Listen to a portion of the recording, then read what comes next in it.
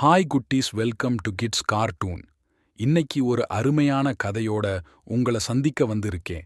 கதைக்கு போலாமா? விலங்குகளின் குழந்தைகள் தினம். ஒரு காட்டுல குழந்தைகள் தினம் கொண்டாடப்பட்டுச்சு. அதனால காட்டு மிருகங்கள் எல்லாம் தங்களோட குழந்தைகளுக்கு மேக்கப் போட்டு கூட்டிட்டு வாங்கன்னு சொன்னாரு சிங்கராஜா. அழகான குழந்தைக்கு நிறைய பரிசு கொடுக்க போறேனும் சொன்னாரு.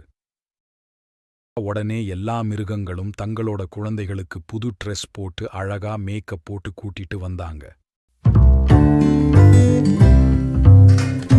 எல்லா குழந்தைகளையும் பார்த்து கூட்டம் கைதட்டுச்சு. கடைசியா குரங்கோட குழந்தைய பார்த்ததும் எல்லாரும் சிரிச்சிட்டாங்க. மூக்கு தட்டையா வாய் கோணலா இருந்த குரங்கோட குட்டி அழகா இல்லைன்னு எல்லாரும் சொன்னாங்க. அப்ப சிங்கராஜா கேட்டாரு, குரங்காரே, இந்த கூட்டத்திலேயே அழகான குழந்தை யாரோடதுன்னு கேட்டாரு.